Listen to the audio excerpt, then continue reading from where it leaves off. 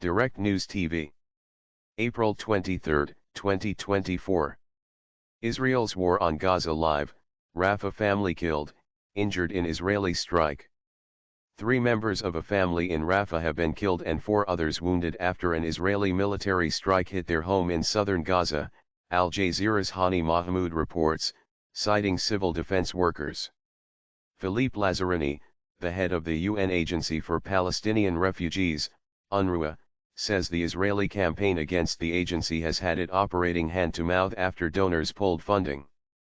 Tent encampments expand in southern Gaza as Israel prepares Rafah ground invasion. The Associated Press news agency says satellite photos show the expansion of tents set up near Rafah in the southern Gaza Strip as the Israeli military prepares for a ground offensive on the area where more than 1 million Palestinian people have sought shelter from the war. A Palestinian health official told the AP that the tent camp was being set up to house displaced people who are currently sheltering in a hospital and is not related to the impending Israeli military operation against Rafah. More than half of the Palestinian territory's population of 2.3 million have sought refuge in Rafah, and humanitarian aid workers and foreign government are warning of a catastrophe should Israeli troops invade the area.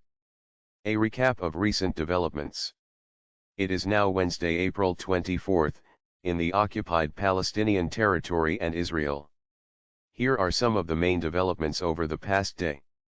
Philippe Lazzarini, the head of the UN's Agency for Palestinian Refugees, UNRWA, says Israel's campaign against his agency has had it operating hand-to-mouth after international donors pulled funding following unsubstantiated Israeli allegations that staff of the UN body participated in the October 7 attack.